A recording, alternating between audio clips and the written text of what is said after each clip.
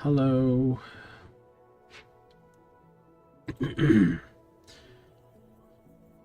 Hi, everybody. I don't think there isn't everybody yet. That's fine.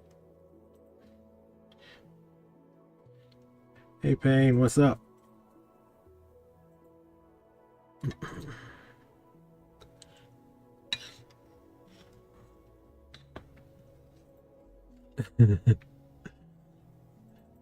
You just appeared. Did she just appear? At least on my screen. I don't know. I actually have a video today, so that's kind of impressive. Yeah, for now, Mr. Sausage. Yeah, for now, Mr. Sausage. But you do coyote. You want to rephrase that one? Nope. I don't. Okay.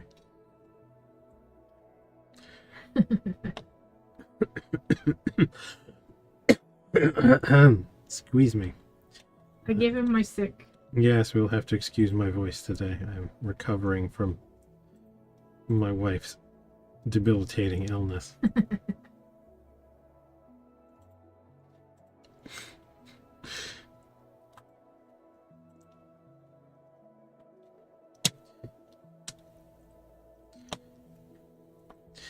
Yes, today we will be I'm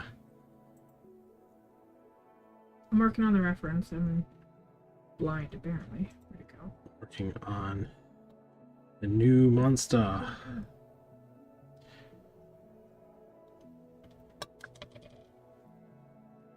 Where did you go? I swear I downloaded you. Oh, desktop. Stupid. But yes, we will be working on a new monster, as my honor was impugned either last week or the week before. I can't remember. No, it was last week. Was it last week? It was last week.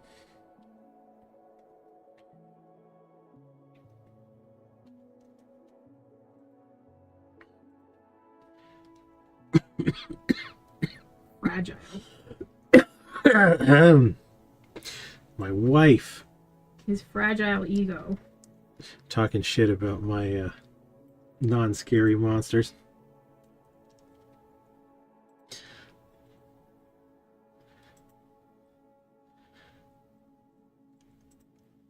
No, she actually quite likes Hellboy. But Hellboy was getting to the point where sculpting was slowing down a lot anyway. There's just small detail tweaks and things like that to finish it up. But yeah, we are going to do a specifically horror monster for this run through.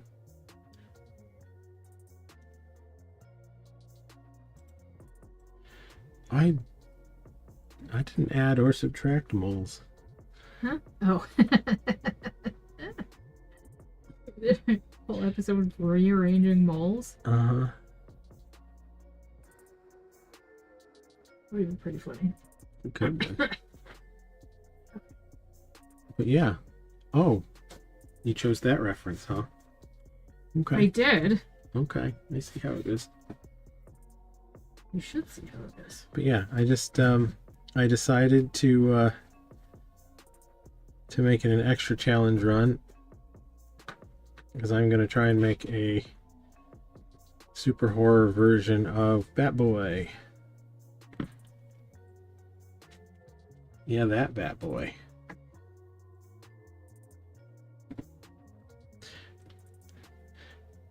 The potentially not even well known anymore National Enquirer Batboy.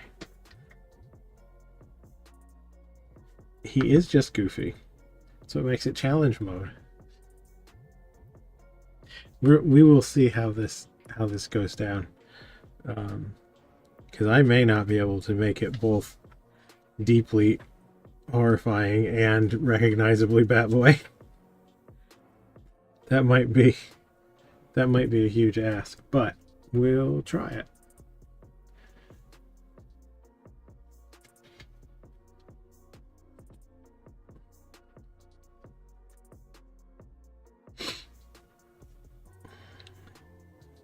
that is how we do. But yeah, she chose not to include the reference that I sent. It had to be one or the other. For sort of typical angry brows. Okay. A big part of classic scary horror stuff. I'll do it. It's big angry brows. I'll do it. Give me a second.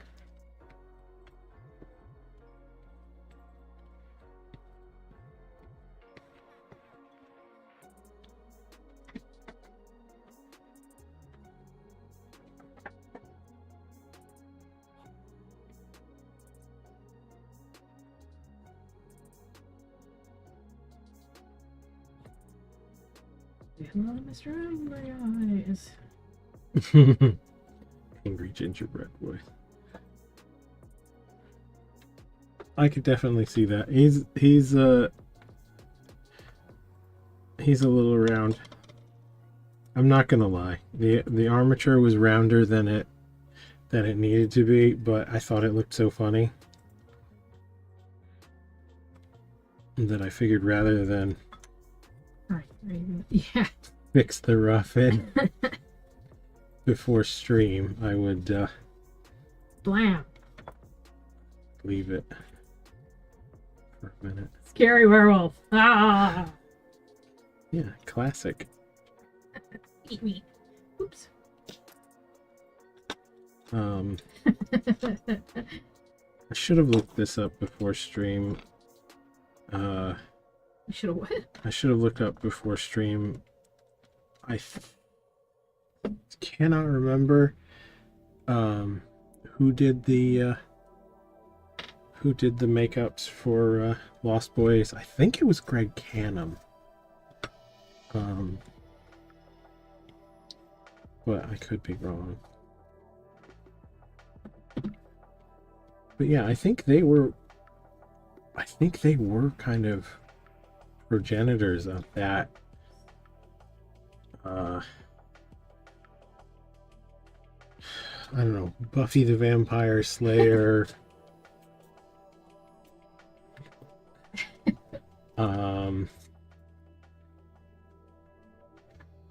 let's see who else used it. The Dusk Till Dawn use a vampire brow very similar. But yeah, there was as far as I know, the Lost Boys was the first instance of that now classic vampire brow. It doesn't like sticking green on your... No, it doesn't.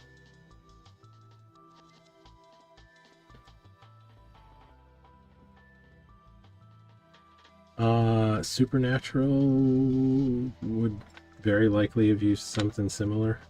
I don't know. I never really watched that one. The effects weren't that good, and the dramaness was more than I wanted to put up with.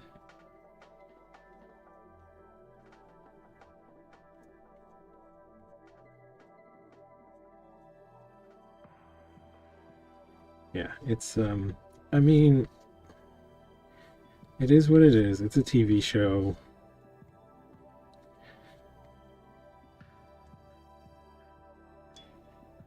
The effects stuff is expensive. Favorite pharmacy memes from Supernatural?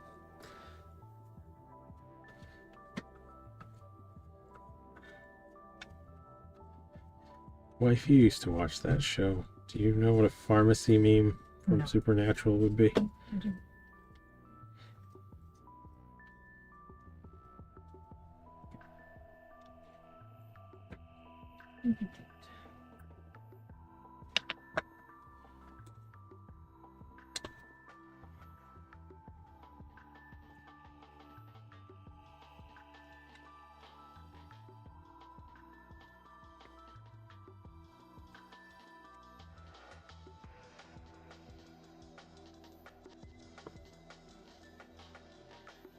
Yeah, I think I think what's gonna save us with the Bat Boy, besides the vampire angle, so we can use that classic vampire brow, and possibly still have it read as a Bat Boy, is, and weirdly enough, I saw this as an article. There's kind of a horror trope of like the extra elongated wide mouth. And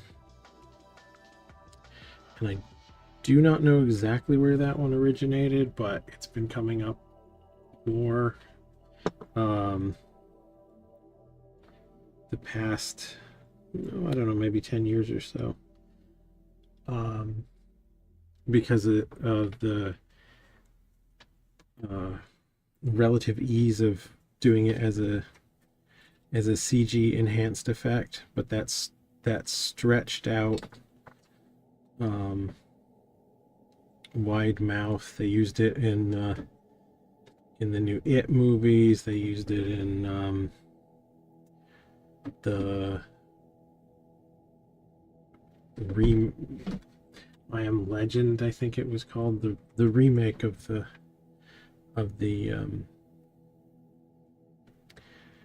Vincent Price movie with Will Smith and those kind of ghoul vampire-y things, where they like really stretch the lower jaw.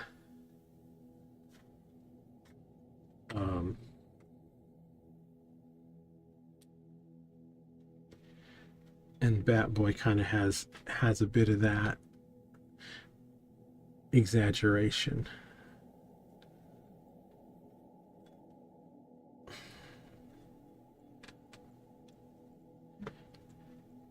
So I think it's a little crazy, but it's not as crazy as some stuff I've done.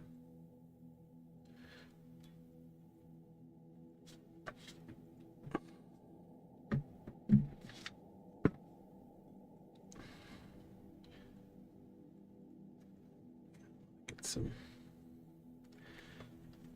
No, that's too far. I'll get a little more muscle before. Okay. Her skilled hands are I'll busy go with it in a minute. doing stuff, but she What's will happening? get to it. You have been sent a pharmacy meme. Oh.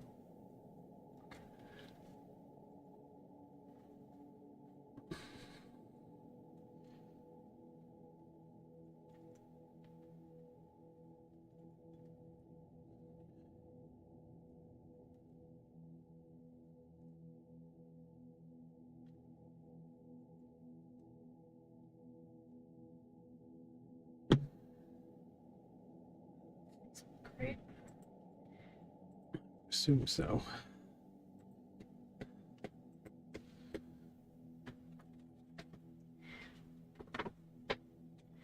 I'm gonna do a Discord. So.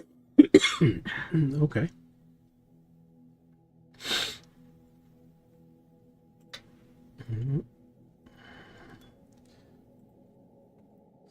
Facebook's mean to me. Facebook's mean to you. Okay.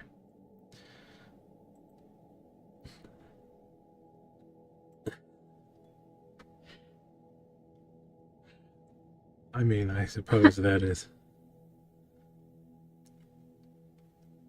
one of the issues with memes.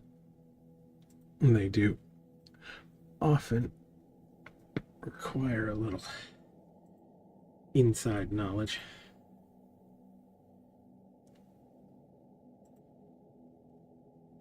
Let's get this.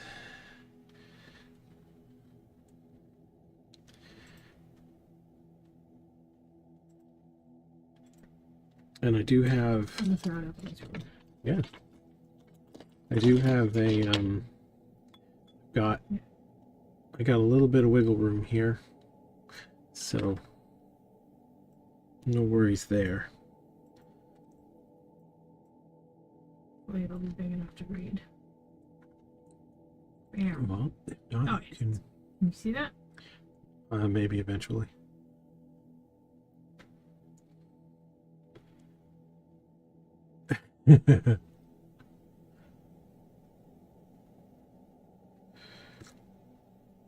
Leviterissitam? It is an L, yeah? Or is it an I? He will have ears. He will not have the giantest ears. Oh, also, today we are drinking from a... Generic Capra.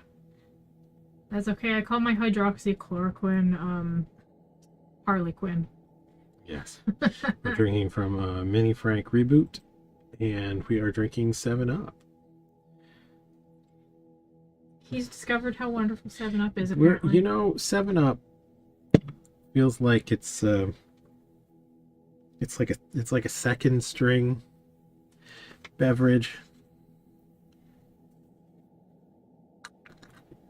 Like it seems like Sprite is kind of the go-to lemon lime, and lemon lime is like the Timu of sodas. But yeah, no, it's nice. I find that I like it a bit better than Sprite.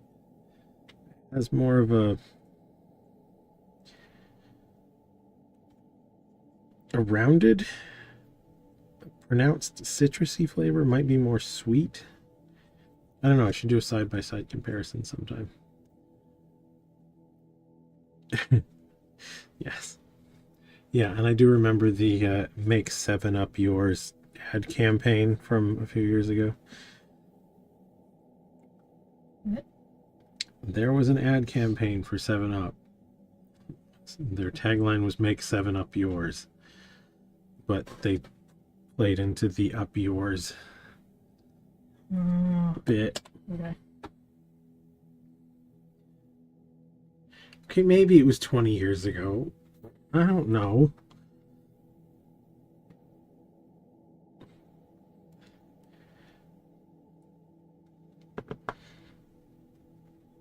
I don't know exactly what it was from.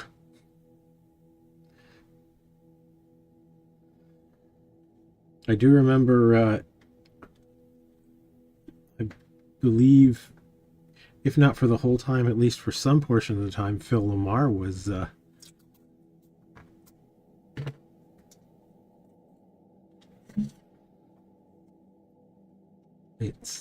Phil Lamar was the spokesman.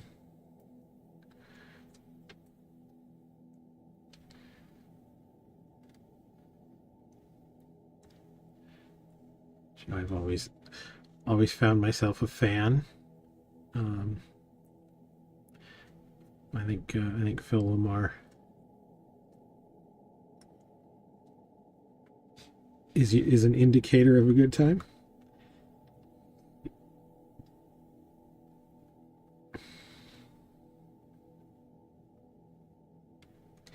Okay, COVID was not 20 years ago.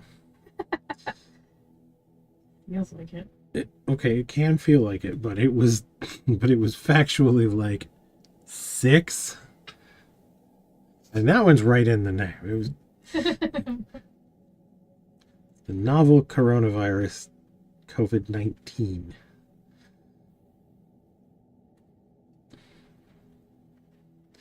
I suppose you could stretch it out to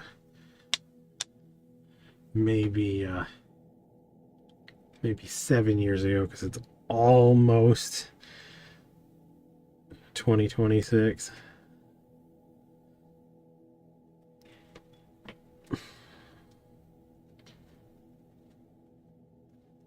Oh, a few years ago, yes. I mean,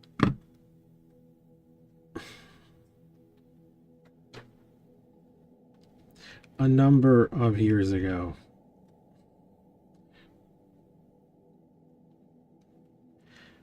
I don't think it was in the 90s. I think it was like 2010s maybe. Which, yes, granted, that would make it over 10 years old, but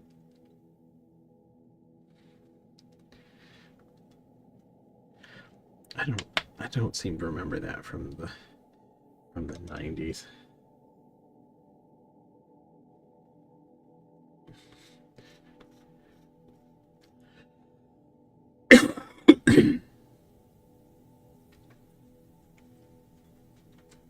I can definitely see where it would seem like it was a 90s thing, because it was.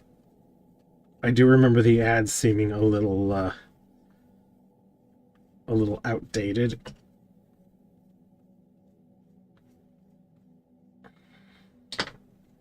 Like it definitely would have fit in. Oh, 2000 the internet proclaims. All right. I thought it was later than that. Did they run for a long time?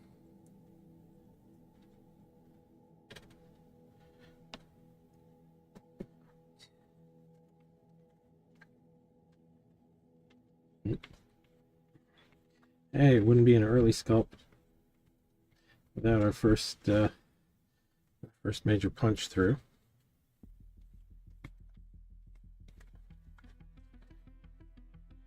Gotta elongate this head a little bit.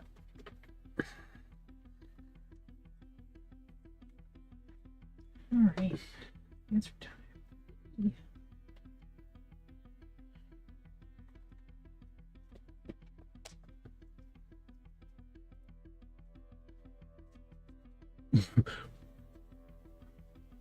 Yeah. Payne, what did you? What does that say? What did you type? BS Drayers, Did your computer just have a stroke?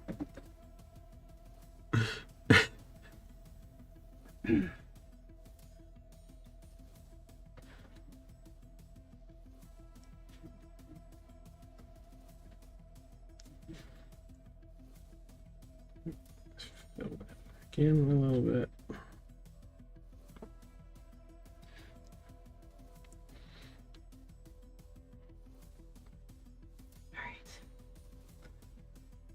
Oh, was it the wrong actor? Hmm?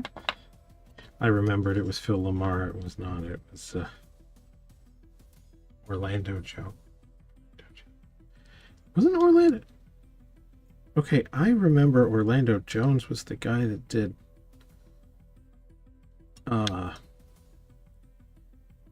the El Diablo Negro, from Mad TV.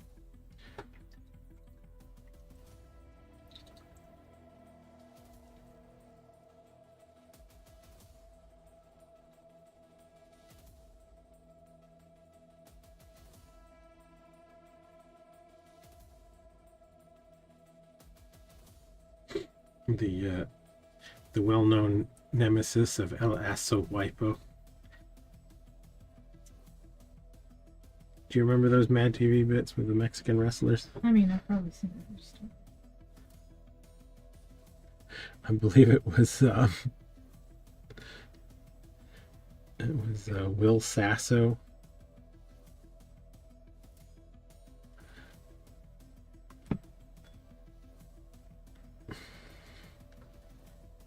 Did El Aso Huaypo.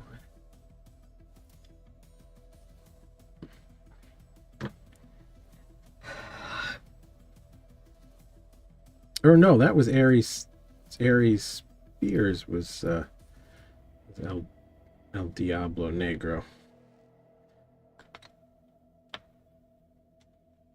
Orlando Jones. Huh. I don't remember his bits at all.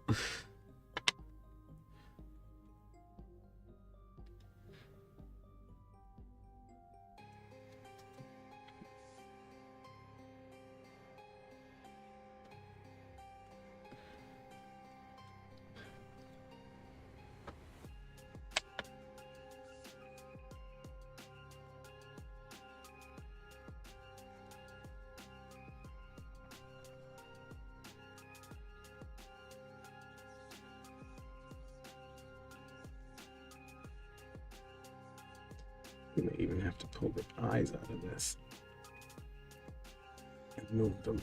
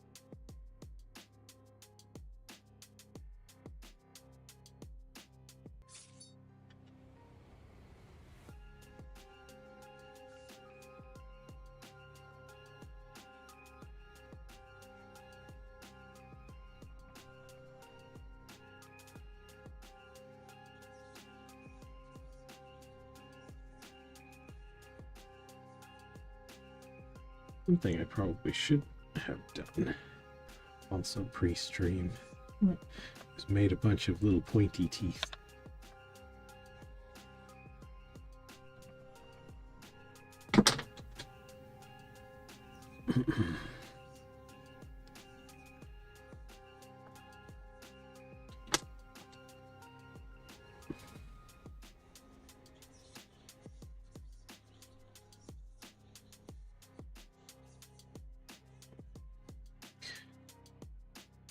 To have the teeth be a harder material.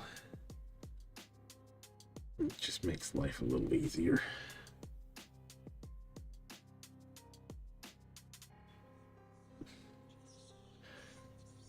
I could use some good pointed teeth.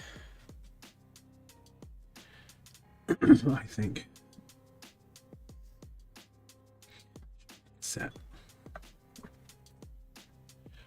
Yeah, Sculpey or epoxy sculpt. Probably Sculpey. Just because it's a little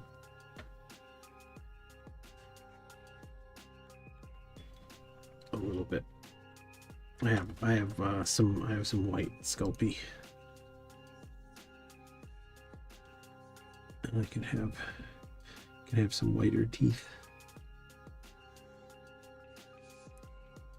because I have all my human teeth that I picked up, the resin ones, but they're not appropriate for every monster.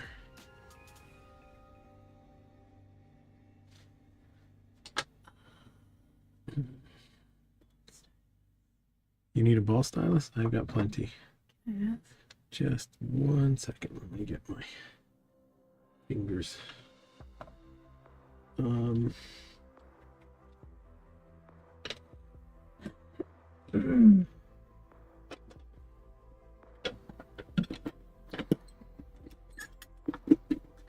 Taken out of my kit, my travel kit. You know, I don't know if I've shown off my travel kit on stream. I should. You should. When I do demos or I go out, do you need like a long, medium? It's medium. So there, if neither of these suit you, there's some in my clay kit. Oh wait, hang on. You don't like one size. This is my sculpting kit that I take when I go out to do sculpting work. And it has a couple of R stickers. And you're framed. Reindeer. Yes. Jordan, Phaedra. We got the Oshawa punk rock flea market. You know what occurs to me? I don't have. Oh, I do have Hamilton's punk rock. Aim. I forget his name. Super cool tattoo artist that I met at one of the shows, Niagara Falls Comic-Con, I believe. No, it wasn't. It was Or not? no, it was one of the Fear Malls. Oh yeah, Fear. I also have Fear Mall. Brawleywood. We used to do a bunch of shows, and Brawleywood's guys would be bright actors. Chuck, obviously. Steve from Devil's Latex. Yeah, I'm even repping. Let's see if I can get that on camera. PSH.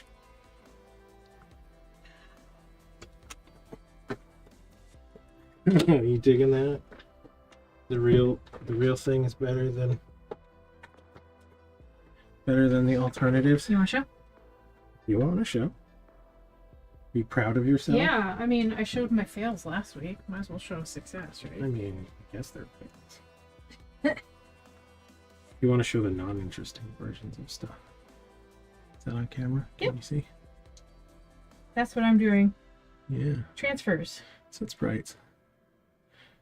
And we're transferring underglaze and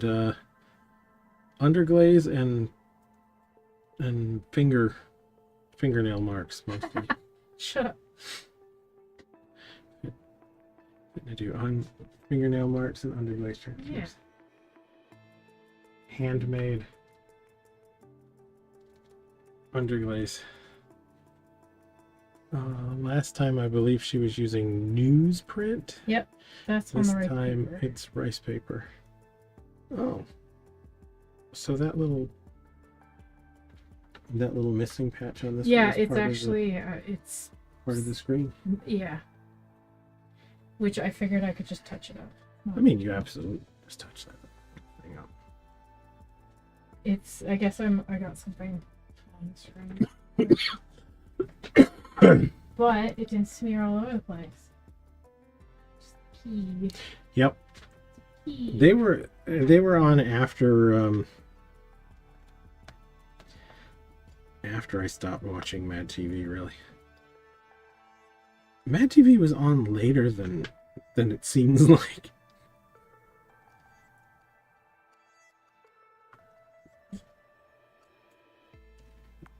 Like, I always think of Mad TV as a very much a mid-90s thing. But it kept going for at least until the late 90s, if not some way into the 2000s. But I really wasn't watching it at that point.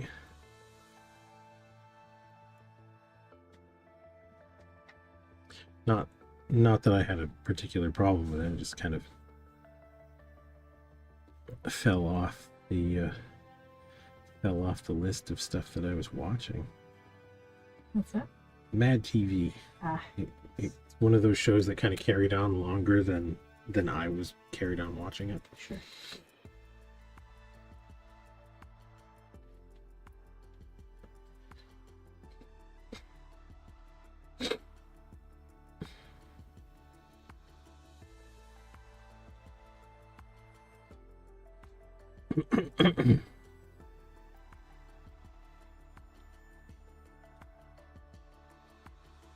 Yeah, 2009.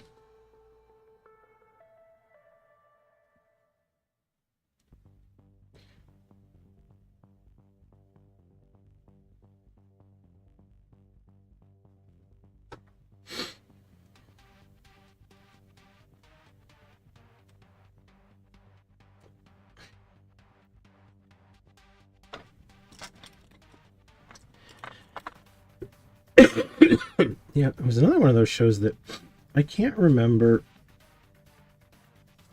like why I stopped watching it.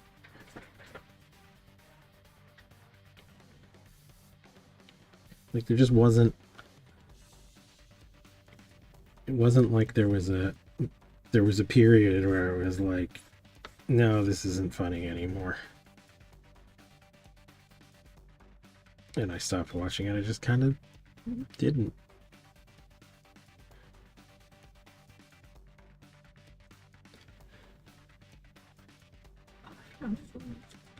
You forgot your what? Balloon. Your balloon. Yeah, I was putting a balloon. I know what you were doing. They wouldn't mush. Uh-huh. And now you're just mushing them? Yep. That's just how it's going to be. Yep. I suppose I could go get it. You could go get it. Yeah, rice. I mean, there is a reason why they use rice paper for the transfers. I think it was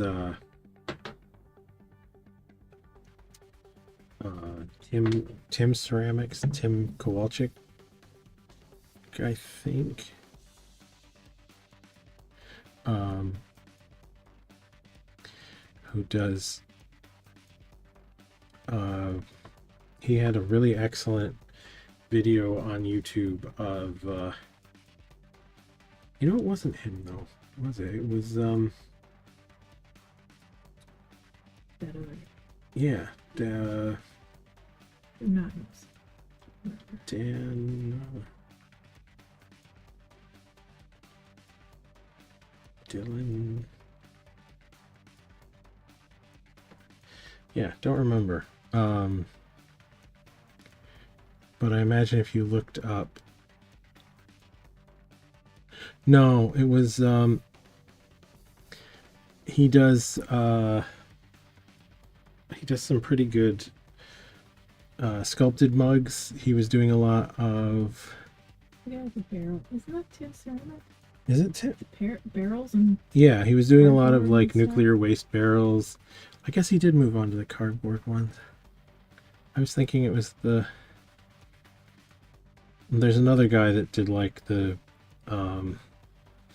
He's done pumpkins and horror turkeys, and he did a cool gingerbread man thing. But he was doing a lot of transfers, and he was using phone book pages out of phone book, like that kind of semi. Which I found Very fun. thin, kind of semi-permeable paper. I mean, to be fair, he made that video again during the pandemic times was when that video was made, and also working off old stock phone book. So different market, different era. Who knows what kind of phone book material he was using compared to what you tried. Because we ordered a phone book, and it did come like months and months like later. 4 or 5 months it took to get there. That was less good. Still fun. But yeah, I think the one that does all that. What was her name? Tess Ceramics. I think she uses a different method. It's much more of a hand. She hand traces her designs with like light marks with a ball stylus. It uses latex. She might. I mean, we might be thinking about different people too. Thinking the one that does very detailed anime paintings. Tubi? Tubi. Ceramics? Okay, the only Tubi I know is Yeah. the home of The one who... the very finest movies you can watch. Pretty sure it is Tubi. Ah.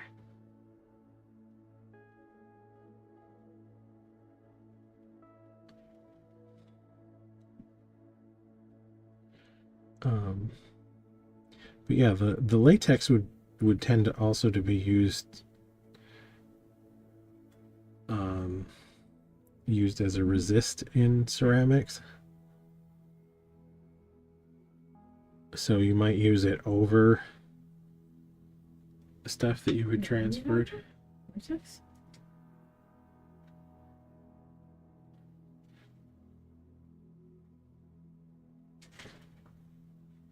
Ah, Okay.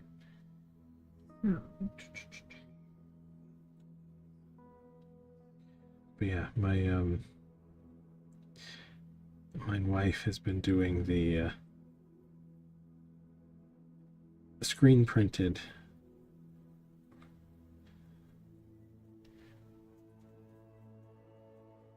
transfers using her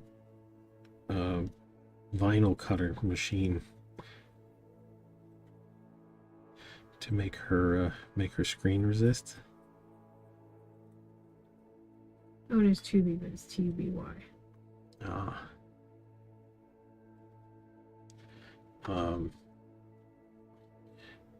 But yeah. I don't think she does transfers. No. Well, She traces and then... transfers would be less useful for her. Yeah. Her work because it is quite layered. She did have, if it's the one I'm thinking of, had a really good post the other day about her watercolors. Actually, no, I don't think it was her. I sent it to you. Yeah, I know you did. No, that was somebody else. Okay, so who's Jen? About her ceramic. Tessa? Oh, Summers. On Summers ceramic arts. Yeah, we're following this person. Yes. The one who does cat Yes, stuff. yes. Yes. She does. Yeah, that person does use latex. I've watched some of her stuff. Yeah. Latex for transfer stuff? No, not for transfer. Okay, So just for a you different like process. kind of like how I do it. Yeah, as a resist. So you do the whole drawing and then you latex over it and then Yes. you glaze the body. Yeah. That would make a lot more sense.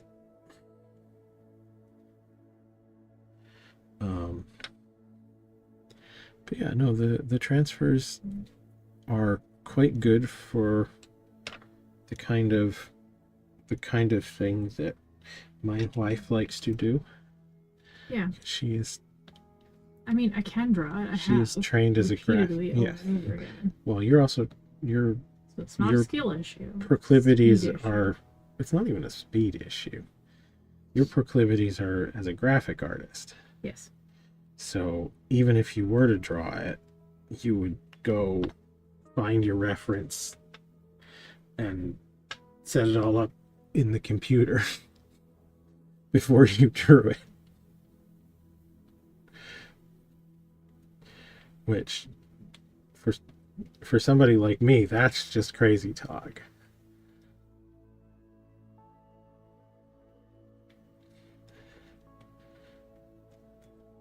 Because it would be so much more awkward to do all the computer nonsense.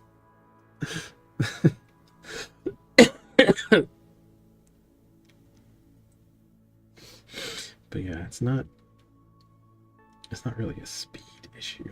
It is. It's a repeatability issue Yes. and a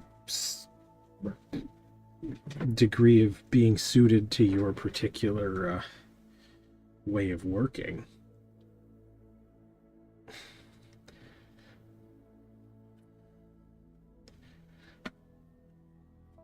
I think if you really did the math on your process, you would find that it is definitely not a speed issue. What, doing transfer versus drawing it? Well, so you're doing the transfers, and yes, the transfers take. Oh, well, okay, now I'm still learning how to do it, so yes, it's Yeah, you had to invest. fast. You've had to invest many hours in the process of getting the transfers to work. That would be like saying that I make my mugs like it's because of a speed issue. The reason why I cast them rather than sculpt them individually, and it's like, well, it kind of makes things faster sometimes, but when you add in all the extra time that sculpting takes to get it ready for molding, and then the time that it takes to do the molding, and then all the cleanup work you have to do after molding, it doesn't really save that much time. Yeah, but this is different. Add up all the time it would take. But then again, it also would not take me any period of time to draw something like that.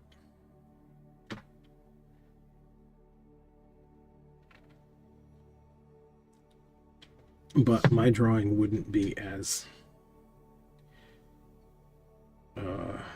perfect as yours when it comes to the reproducing a cartoon. Cartoons can be very difficult unless you take the time to like learn a particular cartoon the way that an animator would. Well, the way that an animator used to.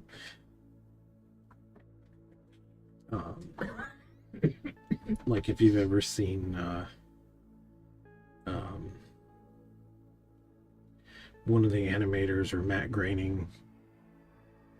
Matt Groening used to do the odd how to draw Simpsons thing. You just go whoop, whoop, whoop. Yes. Drawing Simpsons is not time consuming for someone that draws Simpsons constantly. Drawing them by hand is actually very quick.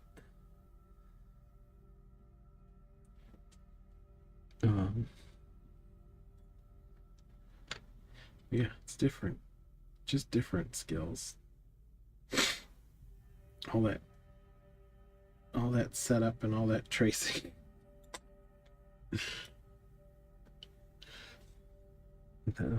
That all takes a significant amount of time. And especially when you're developing your own kind of pattern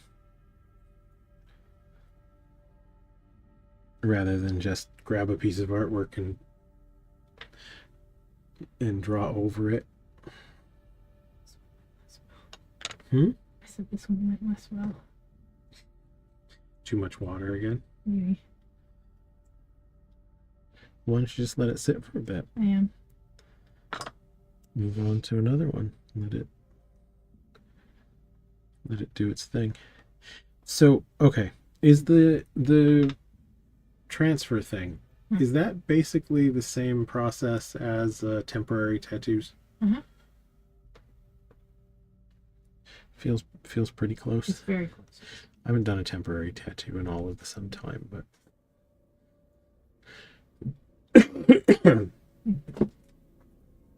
Part of the issue is I don't know if the transfer is laying down too much blade or not. I'm unsure, but like if I get it really wet and then I kind of burnish it a bit, it just smooshes. Smooshing. Have you tried not burnishing it? Yeah. Yeah. I am trying that, yes. But yeah, the temporary tattoo thing. It's pretty cool.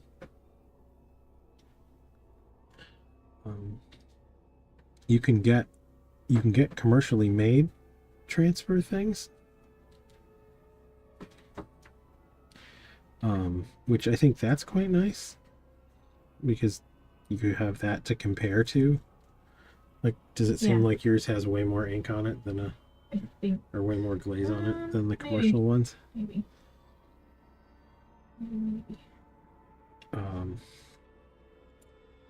Yeah, I don't know. Those make me want to like cut them up and collage them. Yeah, people do that. Get the animal ones and make some monstrosities. Yes. Seems like that would be a fun thing to do.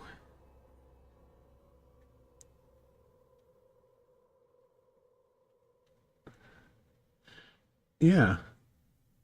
Just you can basically kit bash things. There was a whole the Canadian animals. There's a Canadian animals one at PSH, and I believe they had, the last time we were there, they had a sheet of all cats.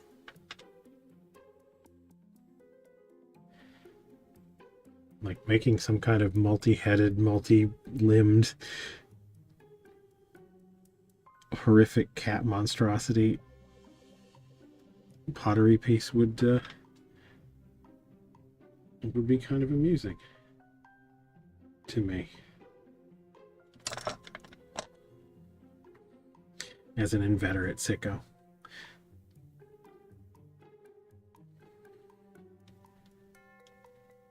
There may have been a sheet of bears. There's also mushrooms. Yes. Which I have those upstairs. Which, you know, I feel like doing your own doing your own Last of Us clickers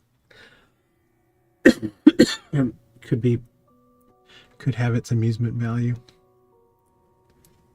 Yeah. It's like to let it sit for a bit and then start squishing.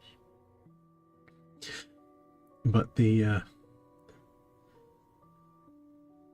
you know, when we're talking about the whole speed versus whatever issues, it would probably take me less time to draw some of that stuff. Yep, that's you. Than to get it right. With the transfer.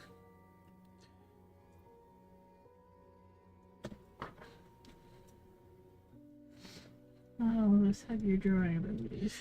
Well, I learned it the same way everybody else learned it.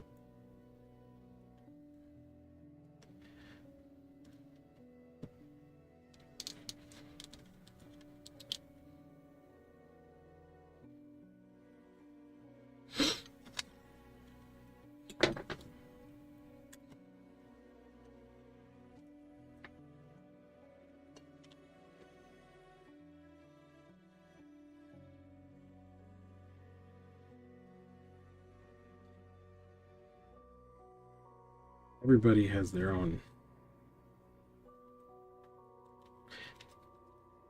ways of doing things. I like it. The Fishy Joe's vase. Yeah, that came out. That came out fine, I guess. I mean, I can do cartoon stuff. It's not that I can't do it. It's just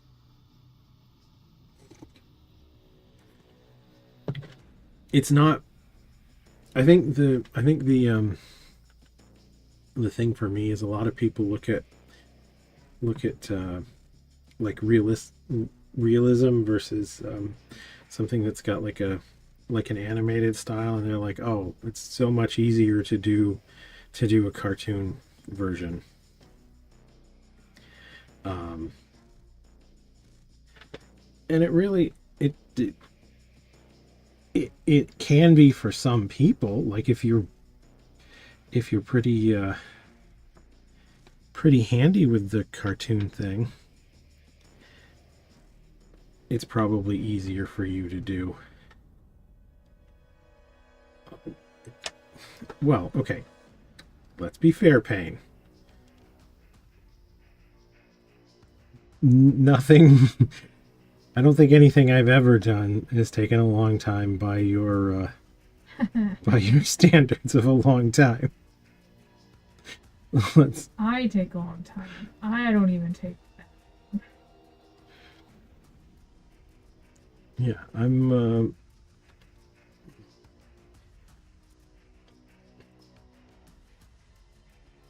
I am probably of middling speed. I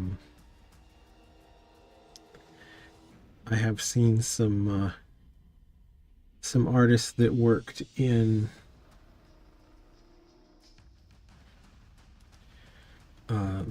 commercial settings, and the amount of fast that some people can be is a whole nother different animal.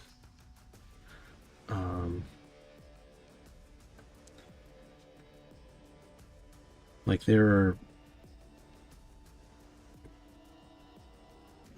people who could do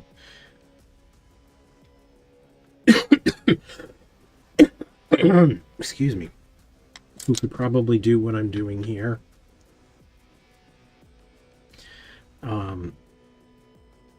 And it would probably take them significantly less than half the time.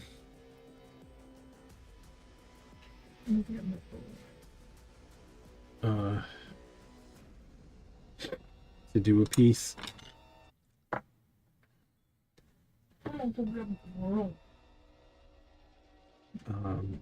But that's not.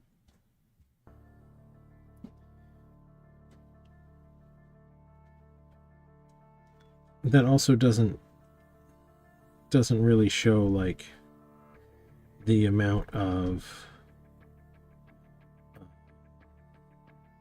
pre-work that a lot of people do. I'm very much a get some clay, get some paint, and start mushing it around. I often don't have a clear. What? Oh, I get upstairs and then I hear myself say, "I'm gonna get my balloon." The delay. Because of the delay. Wait, how long ago did you say you were going to get your balloon? I said it and then I went upstairs. Oh, you said it when you went upstairs. Yeah. Okay. But yeah, people that do a lot of sketching and pre-prep and stuff like that. Yep. They probably are going to be slightly faster when it comes to actually executing the thing. I guess that's the I guess Payne's out there need to get more careful when I about all this stuff. Making the probably making the probably part of that statement feel more necessary. Yeah, that hurt. But yeah, no, like if I went in and did stuff when I've had stuff to do that was more I need you to do this thing. Like if someone asked me to do a strict portrait of someone in clay, I would probably be much faster at that too.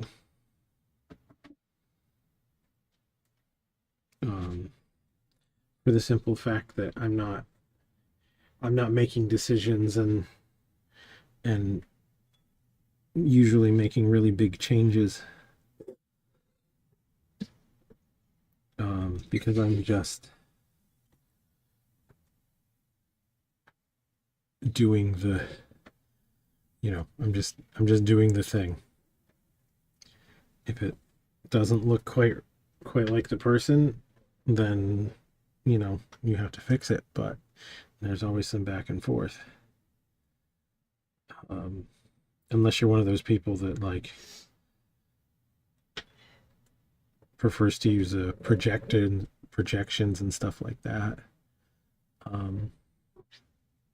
Although even in that case, like I know artists that use projectors, and there is still a lot of stuff that you need to account for. Or you have to take like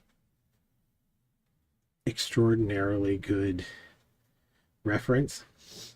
Like, I guess if you think about it, now especially, you can have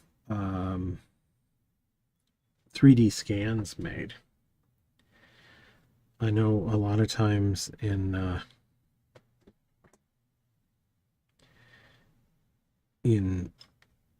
like the special effects industry now, you're able to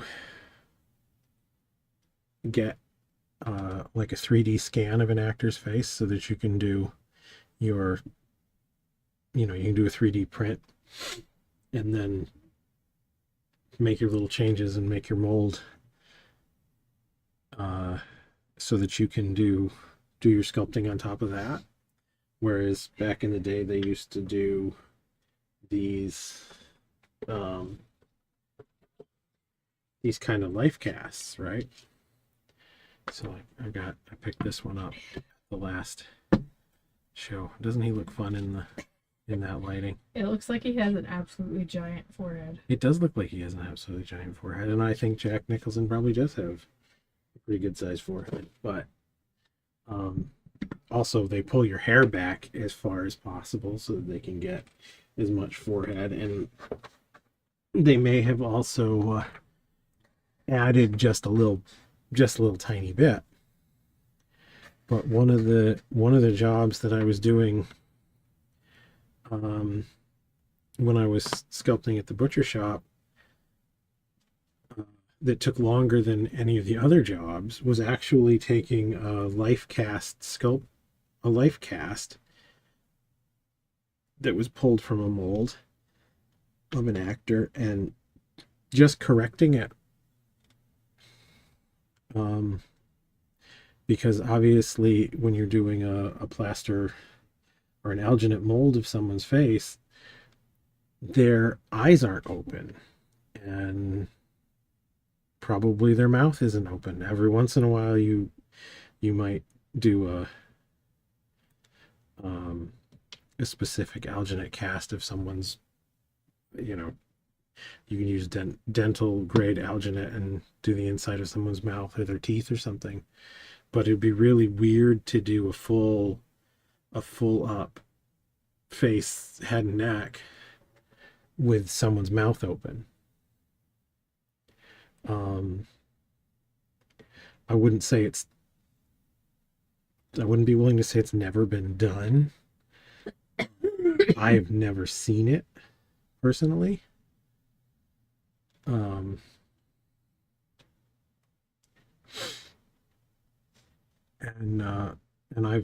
I've seen a reasonable number. Not that I've done a lot of effects work or anything, but I have used them for research, like the face casts. I've used them for reference and research before, and they're usually eyes closed, oftentimes kind of extra tight and squinty, with a neutral expression, and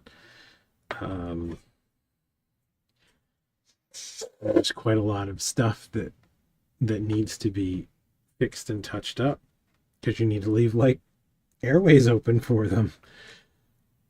And you need to contend with the fact that people don't like having their face covered in goo always. I'm sure there are some people out there that are into it, but you know, that kind of like that discomfort and stuff that that does show up in the cast. So a lot of times you have to correct flaws, change things. I had to open the actor's eyes and open the actor's eyes, open their mouth a little bit. Um, just generally correct a lot of the texture,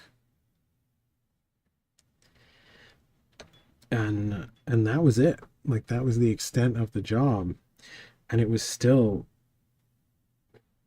fairly labor intensive. It took much longer than sculpting the original prop head that I made for a character in the film. It took longer than the big gore effect that I did.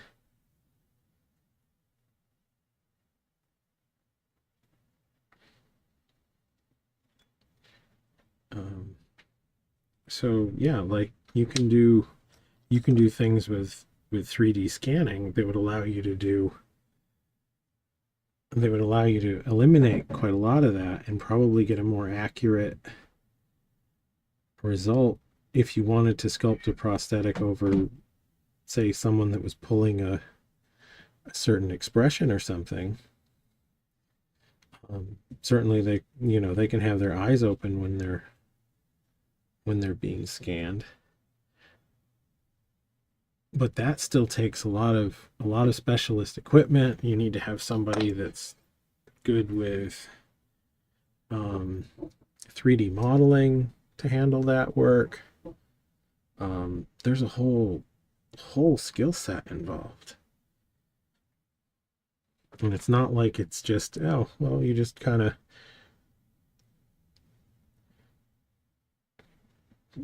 wave your phone over them or have some piece of like tech magic that just does your work for you.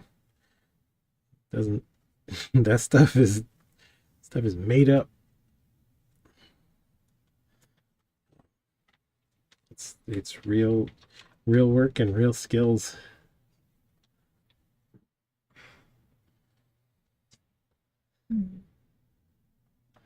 that that still takes a lot of time and a lot of specialist. I mean, hell, if nothing else, you need to find someone with that equipment to do that job that can go like, you know, arrange to meet with that actor and do all the stuff to scan them. Like that's not easy.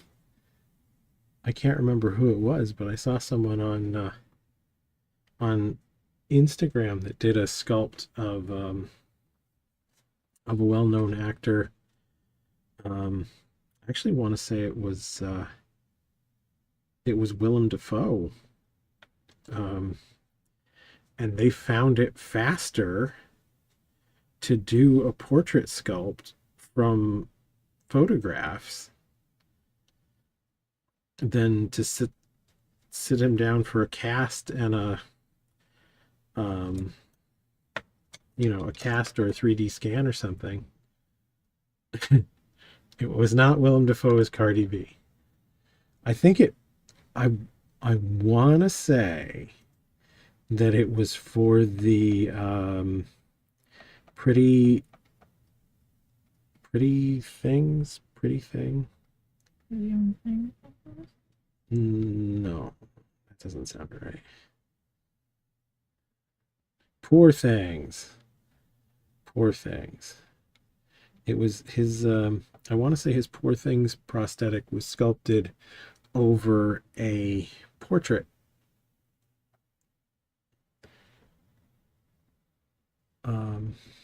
That was done.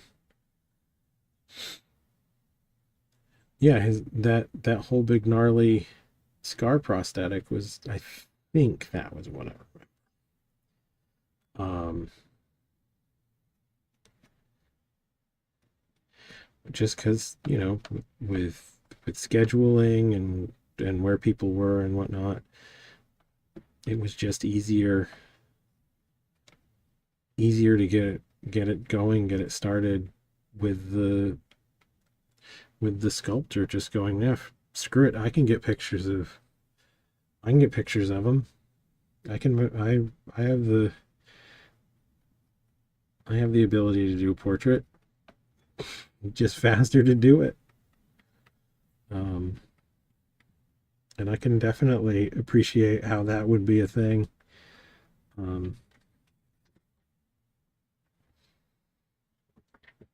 If you asked me to try and organize and arrange something with a bunch of people and crew and stuff like that, it wouldn't be too long before I was like, nah, screw it, I'm just gonna sculpt it. It'll be fine. It was a very unusual film.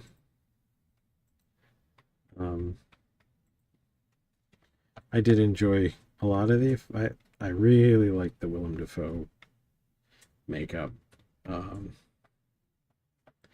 I thought that was really good. I thought that was way better and more interesting than the latest Frankenstein movie.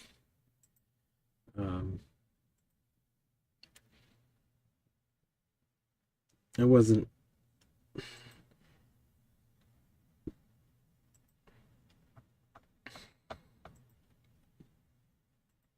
super disappointed with the new Frankenstein movie, but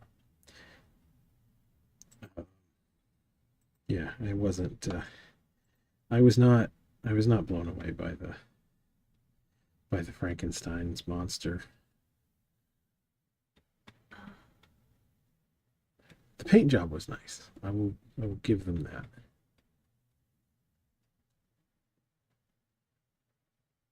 that. 45 minutes, is it?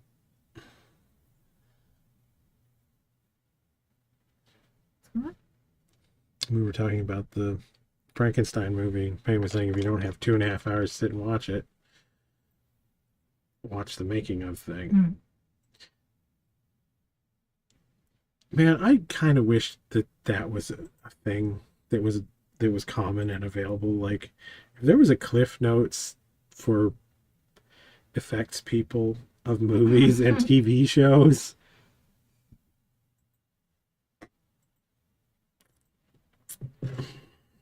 I could definitely get down with some of that. Some of them, I'm not.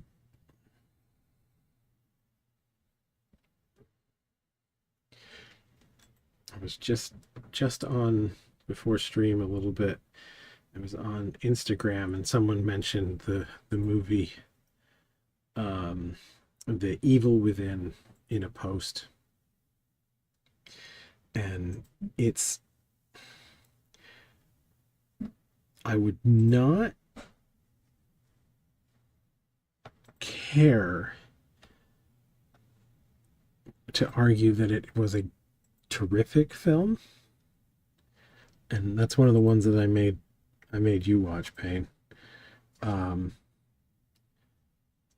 it's visually interesting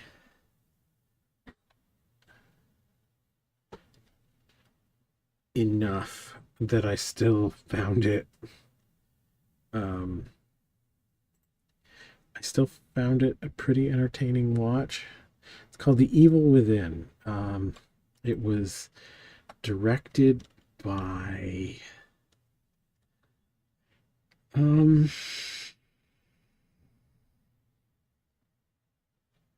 Can we flip it up?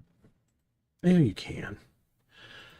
What is it? Evil Within? It's called The Evil Within. It was the director was the Mhm. like Apparently, it's also a game. yes, not the game. The Andrew Getty. yes. Yeah, like the like poster child for like Nepo baby kind of thing. Is I it? think well, he's the heir was the heir to the Getty fortune. You know, As like in Getty Images? as in Getty Images, Getty Oh, Museum, Getty everything. okay. Um it's also apparently quite quite a heavy methamphetamine user. Hmm. I think he wrote and directed that movie, but it's like it was just like a like kind of an independent horror film that this one guy wanted to do, but you know, when you've got when you got that socks made of silk money, you can get you can have Michael Berryman in your movie. He was nice. He did seem like a very nice man. Um, but yeah, like you can get good you can get a good cast and you can get a good you Yeah. can get a good effects team, like a really good effects team. Um,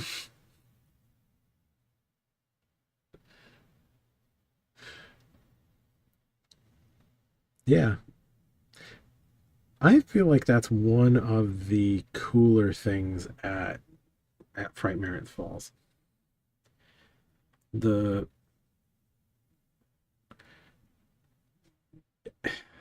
I don't want to call it informal nature of the show, but like, you know, they don't sequester the guests, and not all of them go out and kind of like see the show and mingle around and stuff, but some do. Um,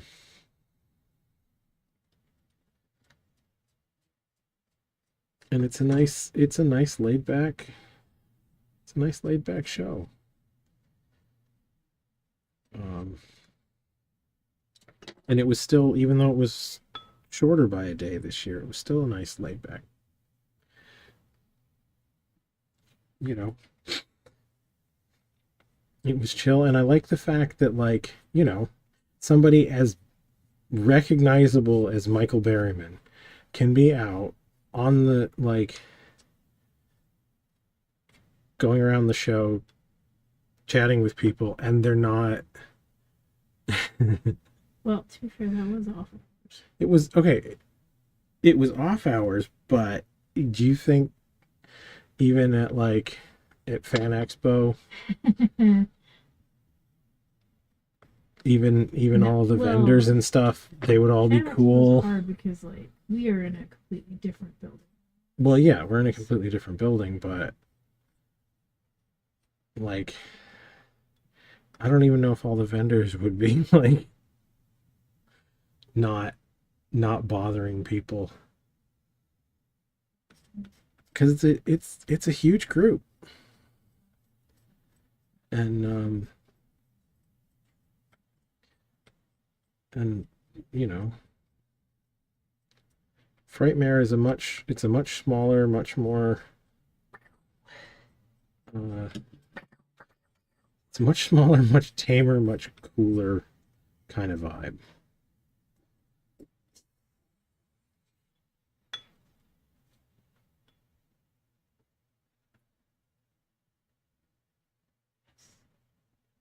Yeah, we were setting up, but I mean, I did see Mr. Berryman out uh on one of the other days too. And I don't doubt he was making his way around different parts of the show on the other days.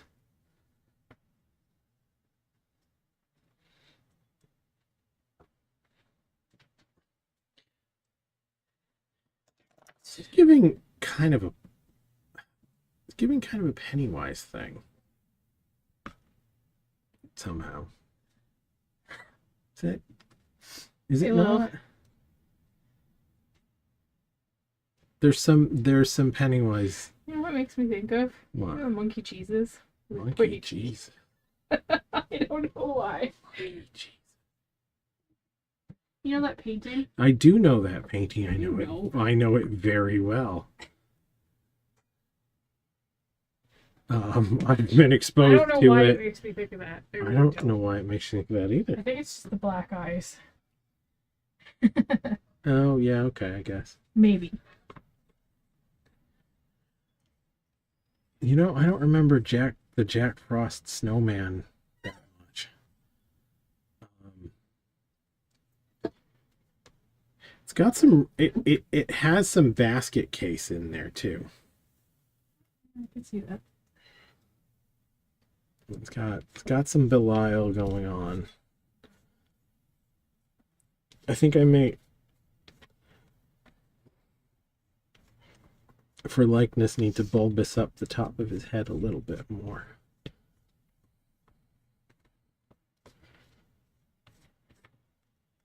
Yeah, may have seen that painting once or twice.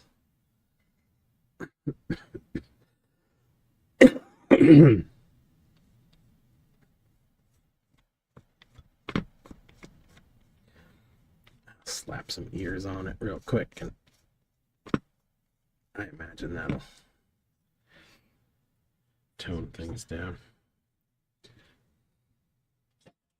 But yeah, I'm getting, as seems to be the current parlance, it's giving Pennywise.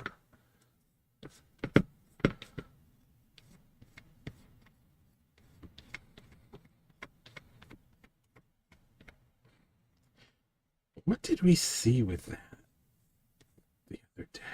Oh, it was that on millennial interview. That it was on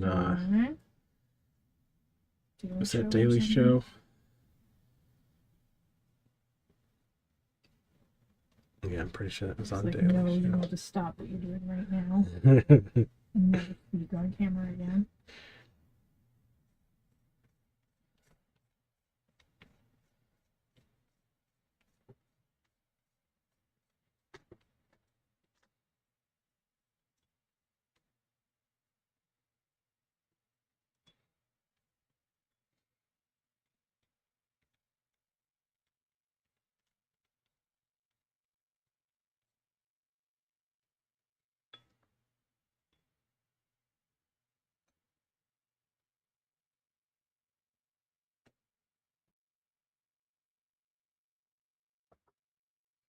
I mean, it could be some Pennywise realness. I'm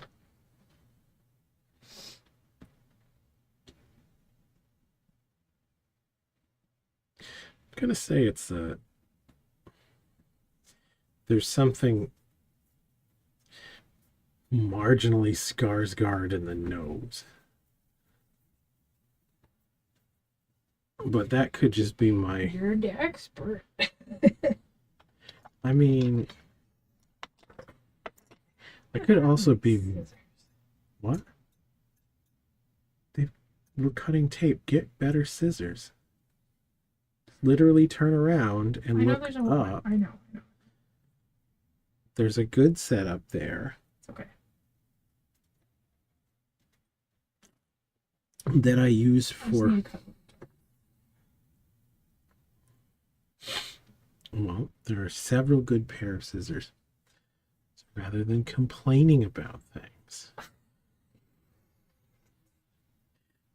you can just turn around and solve the problem. You solve this problem in your ass.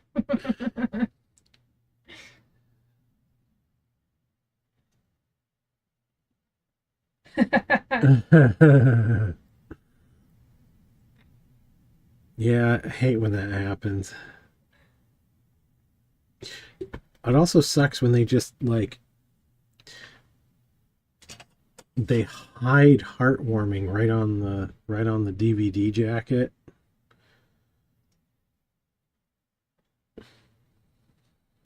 They hide one. They hide it. What do you mean? They don't advertise properly the kind of film you're looking at. When they make a perfectly acceptable movie about upmarket sex dolls. Squeeze. Oh.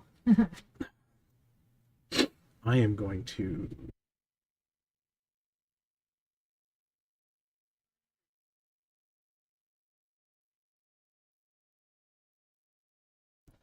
there we are. Hopefully that muted the microphone. If not, you know. Apologies. But yeah, I'm pretty sure it's a lovely feature of that microphone, actually. It just has a touch pad area on the top that you can just quickly mute it, reach over and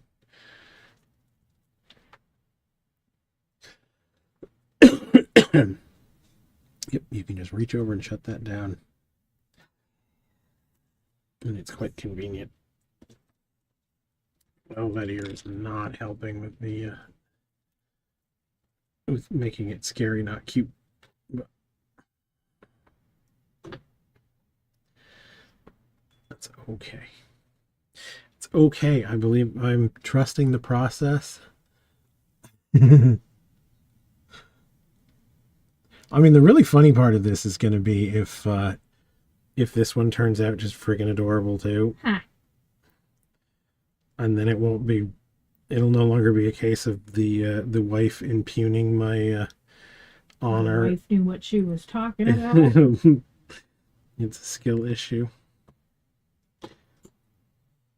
I mean, the funny thing is I have done plenty of good creepy sculpting.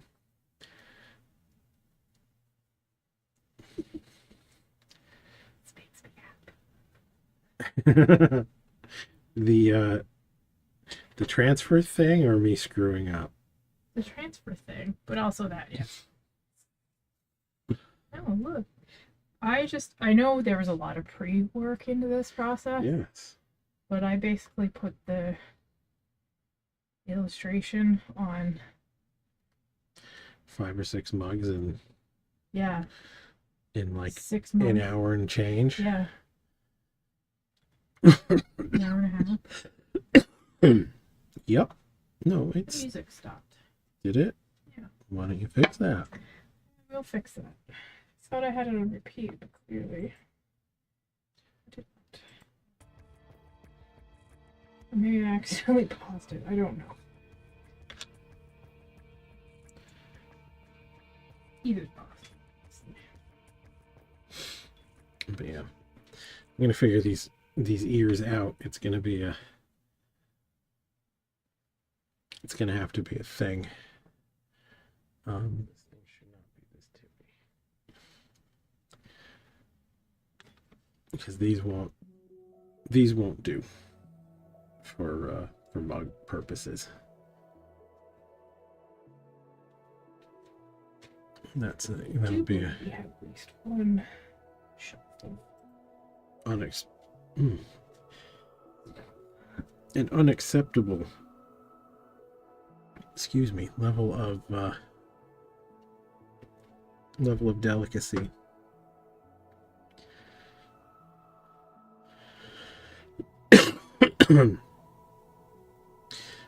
If they continue on the way they are.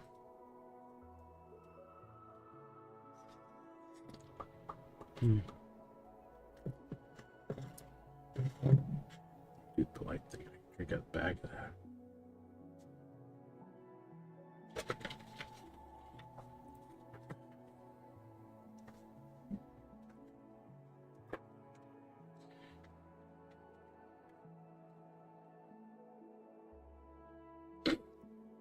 But yeah, it is sort of it's sort of funny the way this guy's coming out, because one of the examples of that big stretched mouth horror thing is Gollum from the Lord of the Rings, and also for a second there, Bilbo. They exaggerated his mouth in the one scene where the ring was making him all evil and stuff.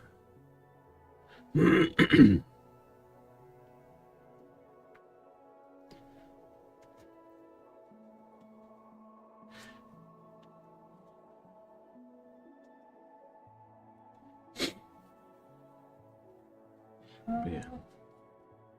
What now? Are we still on?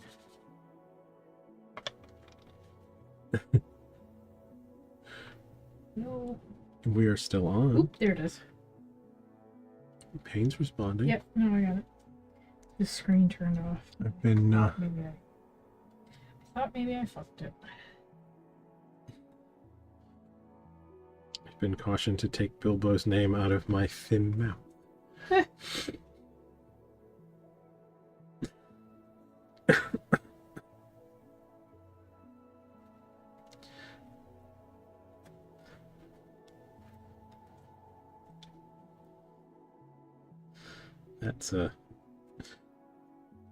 That's a reference not everyone will get.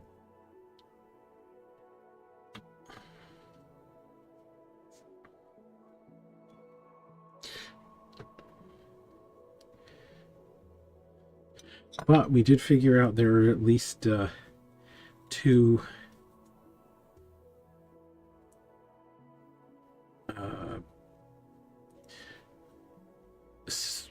social media active parody musicians with sort of peak Weird Al Yankovic hair out there. Aside from Weird Al Yankovic.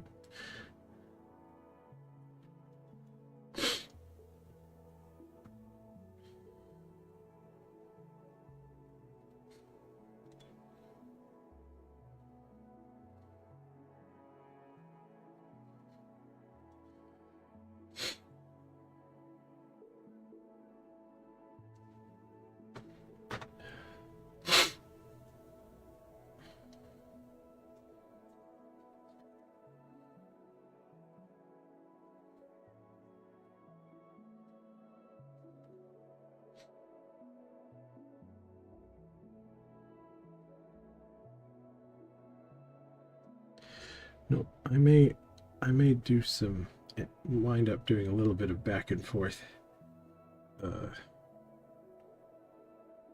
on this particular sculpt, moving between peak Bat Boy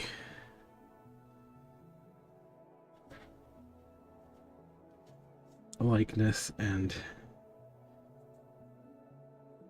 peak horrificness.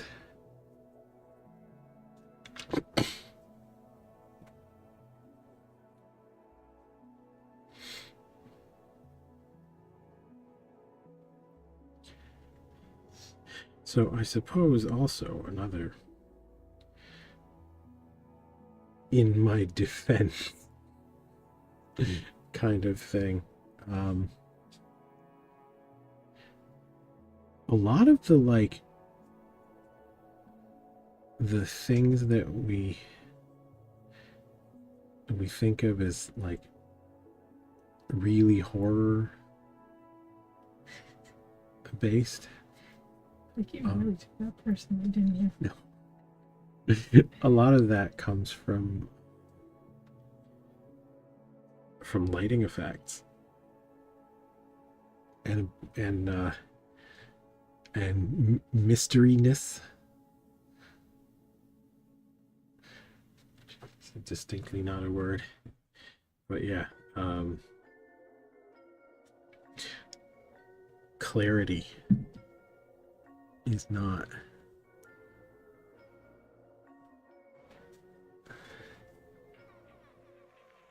It's not easy to have something look look super scary in the full in the full light.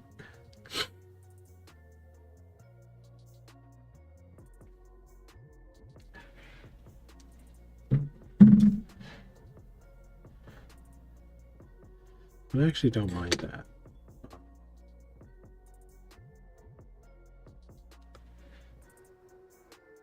I really like the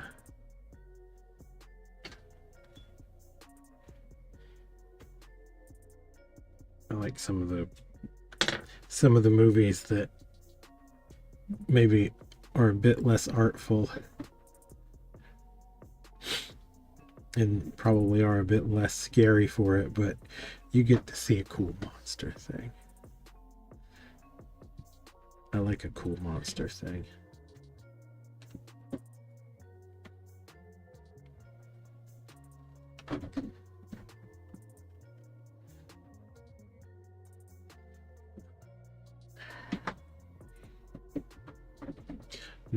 Not a fan of the movies that never really show the creatures typically.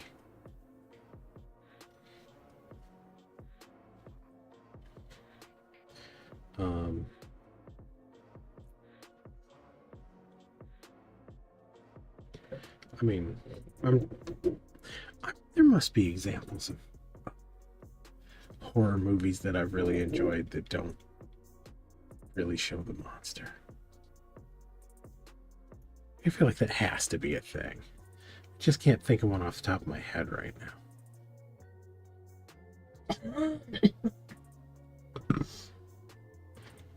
I know people hold out the original Alien movie for that, like, because you don't see the alien completely for the most part.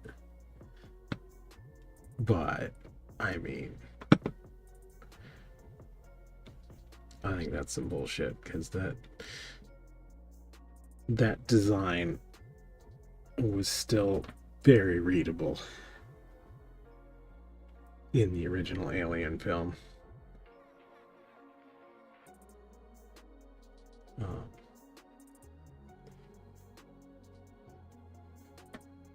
And I don't think there's any way that that movie would have been as effective if you never really saw the alien.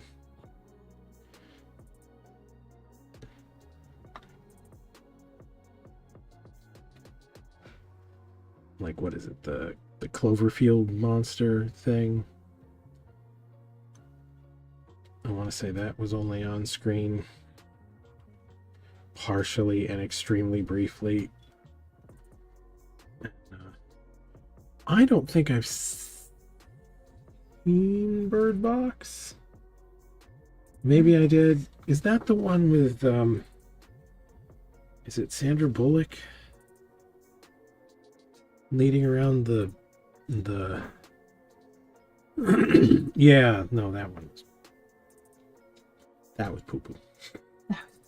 That was poo-poo.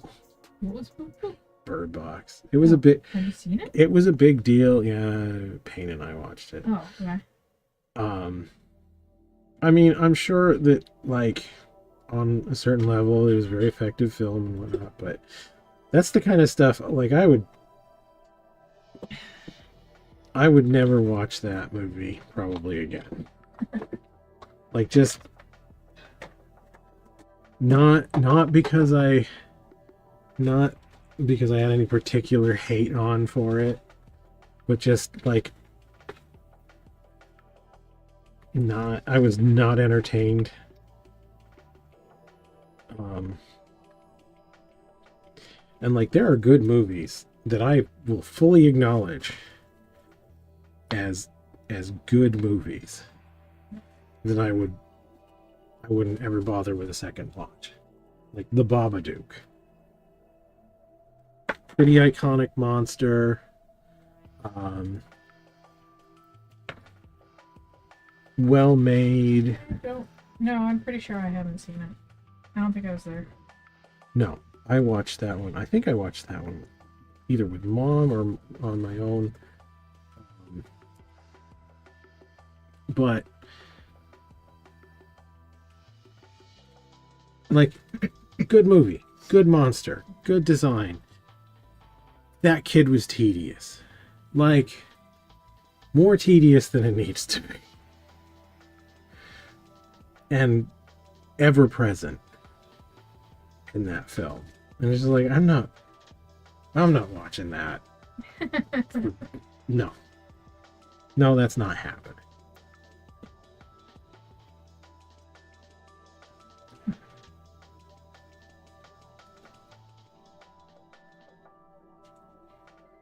It was a, like,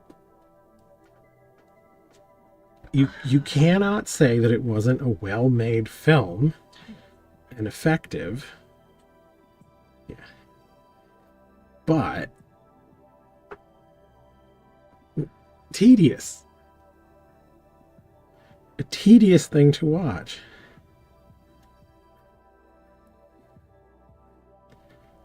Kind of like we're watching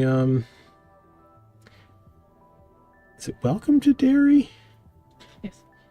That is a show that needs a skip intro button like nothing ever. The intro's really long. The intro is long, annoying, and long.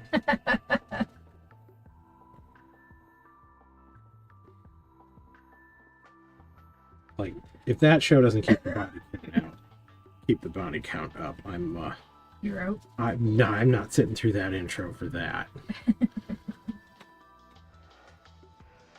Yeah, you can fast forward it, but like, I shouldn't have to. I shouldn't have to. I would go so far as to say, not only should I not have to, no one should have to. That intro was a bad idea. That never should have made it past like the planning stages.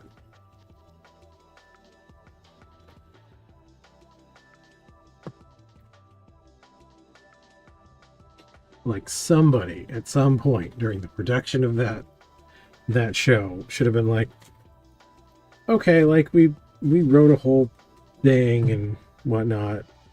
We made him sit through it once, but we're not doing that whole thing every episode, are we? Are we we're wasting people's time on that scale. And not just wasting people's time, like actively going out of our way to test people's patience.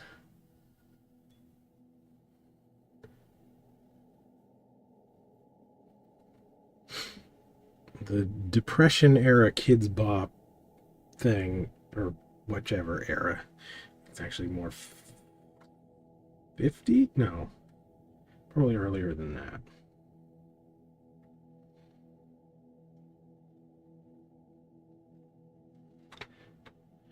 It's bad. It's inexcusable.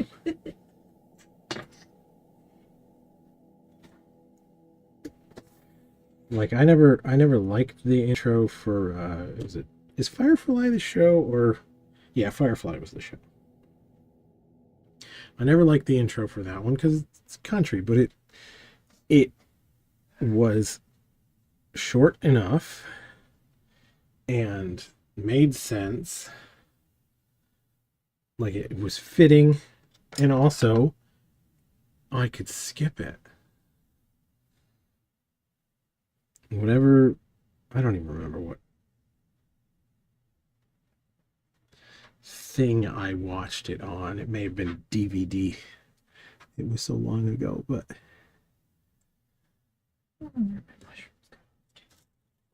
they knew, if you're going to watch more than one episode of this thing, you don't need to see that theme song more than once. I mean, I didn't need to see it once, but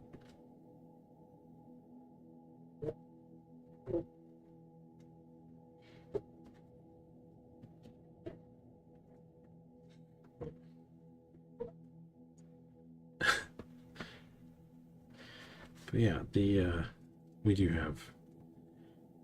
have a short period left. Mm-hmm. I'm not actually terribly mad with how this is shaping up.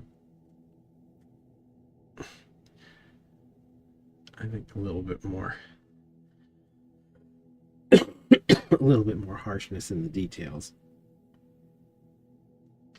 And I do want to play with a little bit more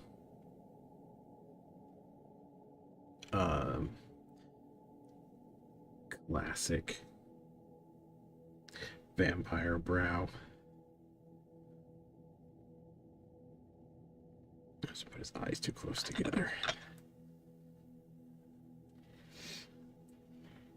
12 minutes. Yeah, see if that.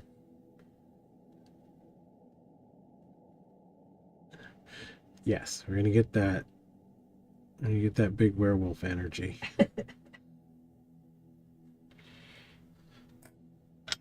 Should we explain this? Yeah. We're just I feel like we did last time. Did we explain it? So. Okay. It's gonna slip into part of the accepted lore of the channel. Yes.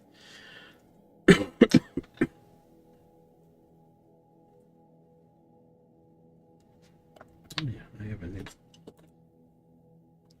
So I have a new spool of music wire now, and that I've been starting to tinker and make some new tools with, and it is a nice thing to have.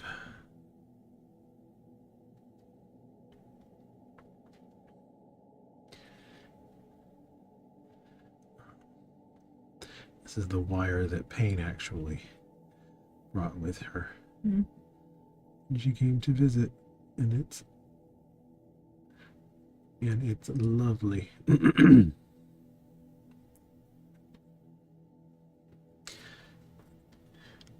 It's very much a you've invested too much in your sculpting when you get overly excited about a new gauge of piano wire. And I have a full 1/4 pound box of it too. It's like hundreds of yards of this stuff. It's probably not really hundreds of yards. It's probably dozens of yards, but like it's enough to make tools for a good long time.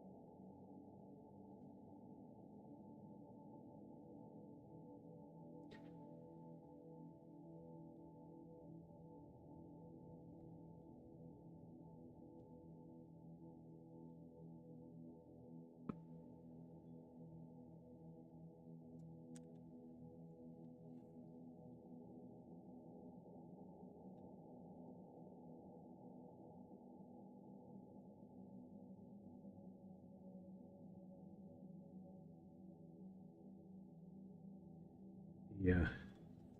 Is that accurate? Hmm? That's not a... Oh, maybe it is. Yeah, it really is. What? I was just looking at some of my reference on the keys. the Kiefer Sutherland werewolf brow piece, and that's got a it's caked up. Caked yeah. up. Well, it doesn't show in that reference photo, but when when he works the brow, like does the angry face with it, that's a booty. Just a big old round booty, just right there on the forehead area.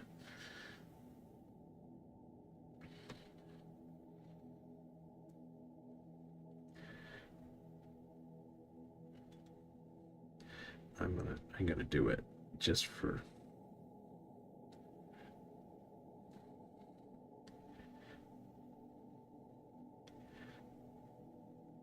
I don't know, just to say we did it.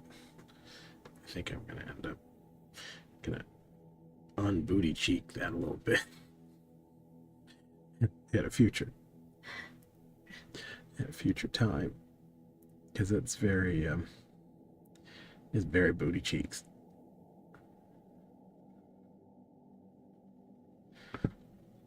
Like, it looks good, but once you see the booty cheek, you can't unsee that booty cheek.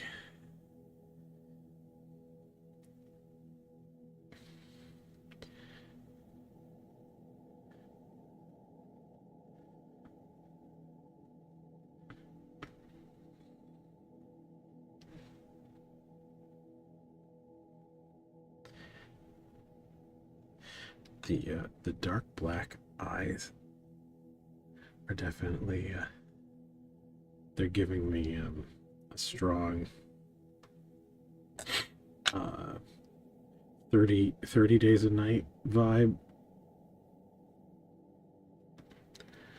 with once you start to get this brow more pronounced. I don't know if y'all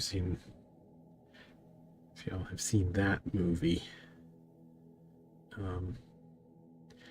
Interesting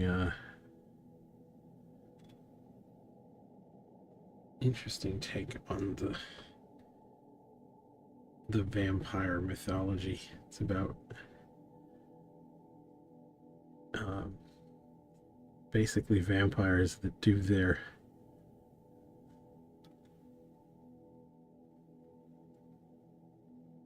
car birth. I don't remember a car birth.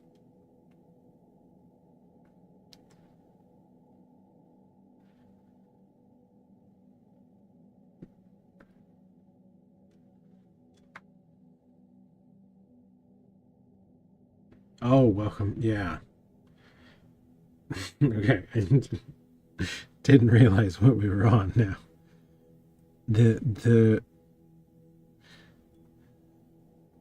They do lean a little into the digital effects in several places for me, but yeah, it has enough. It has enough effects stuff that we've now watched the first 3 episodes, the ones that are available, and I have not yet tapped out yet.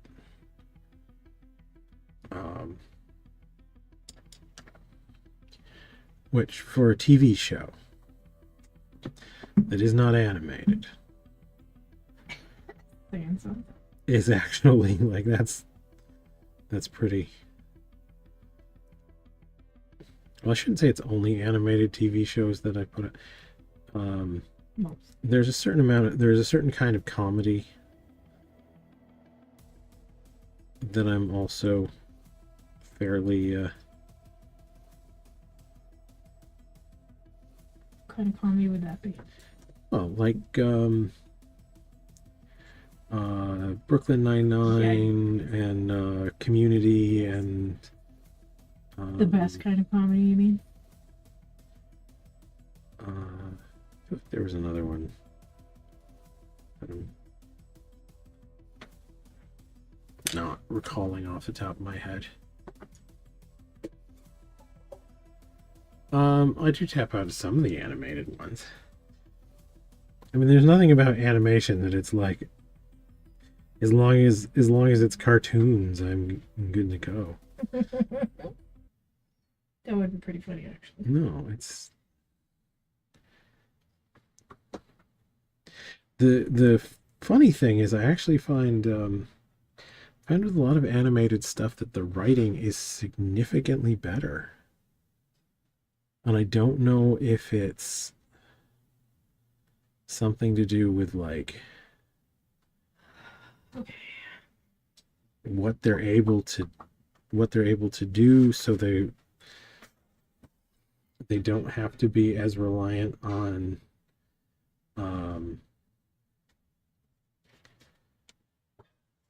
just dialogue stuff, or maybe it's a limitation in animated content where it's harder to convey like interpersonal drama stuff, so that doesn't tend to be animated, or what it is. But like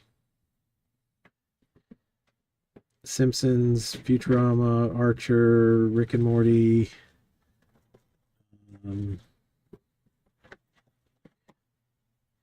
Venture Brothers.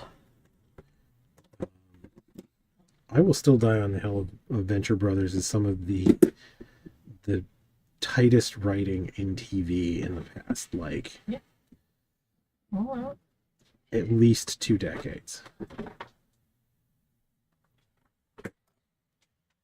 Like, that was Venture Brothers had a very distinct style, but it was like Lower Decks. Yeah, lower Decks. I think the writing for Lower Decks is significantly better than the live action Star Treks now. The current ones. Like, actually no, it's significantly better than any of the live action ones.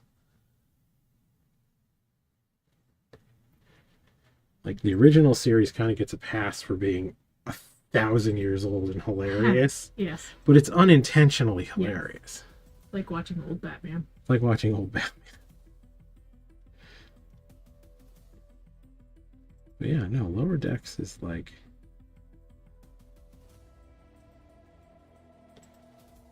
significantly better written. And, you know, my complaints about Discovery's writing notwithstanding, still way better. Anywho, it is now 10 o'clock. I think you would call that a bat boy. Yep. The references I would also call it that. Fair enough. And he's getting... You know what? Yeah, I was going to say that. He's getting pretty good horror. We're going to have to lower that camera for next stream. Yeah? You don't like it that way? Do you? I mean, the fact that I've had... yeah, Let's look at this. I guess. And then this. Yeah, I guess. I think it kind of depends what way the face is pointing. So this one, he's kind of straight out. Oh, like if I just tip him back. Like, I can do that. It's fine. No, I could... I was just trying to get more of a angle, kind of like what you would be looking. Yeah. It's a little high. It's a little high for my eye line. For sure. But yeah, I could tip him up. I might do that a little bit. It's his in the iconic picture, his head is tipped back a bit more. And I've got space. But anyway. Excuse me. Plenty. Yeah, I've got plenty of space to play with. Thanks for watching the stream. I hope you enjoyed it. You have an enjoyable rest of your night. We'll be back on Thursday. We'll be back on Thursday. Unless the plague claims me. Yes. Anyway. Later. Bye.